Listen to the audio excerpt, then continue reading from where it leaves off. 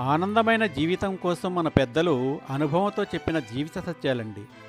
నమ్మకద్రోహము నువ్వెక్కడున్నావు అని అడిగితే, ఇంకెక్కడుంటాను, విశ్వాసమనే ముసుగులో నీ పక్కనే ఉన్నాను అన్నదట. చదివి తెలుసుకున్న దానికన్నా గాయపడి తెలుసుకున్న అనుభవ పాఠాన్ని ఎప్పుడూ మర్చిపోలేం. అవును కదా. గొంతు పెంచడం కాదు, నీ మాట విలువ పెంచుకో.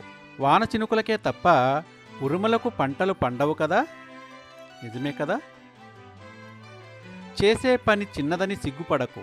కోట్లు కూడబెట్టిన ప్రతి ఒక్కరూ మొదట కూటికి లేనివారే అని మరవకు. బాధలు గొప్పవా బంధాలు గొప్పవా అని అడిగితే బాధలే గొప్పవని చెప్పాలి. అవసరానికి వాడుకొని వదిలేసే బంధాల కన్నా అనుక్షణం తోడుండే బాధలే గొప్పవి. నిన్ను విమర్శించే వారందరూ నీకన్నా తక్కువ స్థాయి తక్కువ సామర్థ్యం ఉండేవారేనని గుర్తుంచుకో. దుర్మార్గులతో స్నేహం మంచిది కాదు, విరోధము కూడా మంచిది కాదు. పాము ప్రేమగా కరిచినా కసిగా కరిచినా ప్రమాదమే కదా.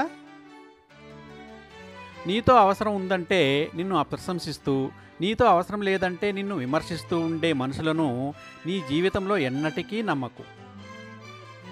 మనసు నిండా కుళ్ళు పెట్టుకొని మంచిగా పైకి మాటలతో నటించడం బాగా అలవాటైంది ఈ రోజుల్లో మనుషులకి. అవును కదా.